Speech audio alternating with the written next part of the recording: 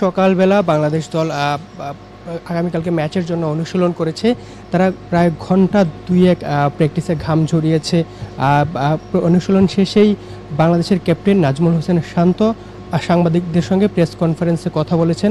সেখানে তিনি জানিয়েছেন যে বাংলাদেশ দল জয়ের জন্যই খেলবে। এই বছর যে ৫ থেকে ৬টা টেস্ট আছে, তারা সেই টেস্ট সিরিজটা এই জয় দিয়েই শুরু করতে চান।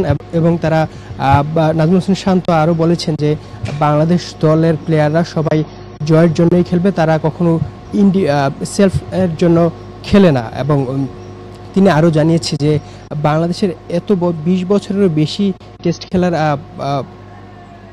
স্ট্যাটাস পাওয়ার পরও তারা এখনও সেই কালচার নিয়ে এখনও কথা বলতে হচ্ছে, সেটা নিয়ে তিনি দুঃখ প্রকাশ করেছেন। এবং তিনি চাচ্ছেন যে এই সিরিজ দিয়ে বাংলাদেশ দল আগামীতে ভালো করবে এবং এই নতুন শুরু করতে চাচ্ছেন এই সিরিজ দিয়েই।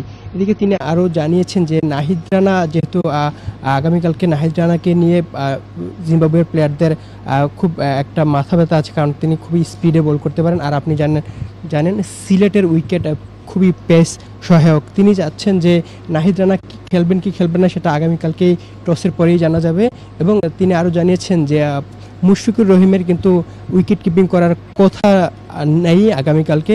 বাংলাদেশের কোচ কিন্তু গতকালকে সেটাই জানিয়েছিল। তবে বাংলাদেশের ক্যাপ্টেন নাজমুল হোসেন শান্ত কিন্তু সেটি এখনও ক্লিয়ার করেন নাই। তিনি বলেছেন যে আগামীকালকেই জানা যাবে। এদিকে জিম্বাবুয়ের ক্যাপ্টেন জানিয়েছেন যে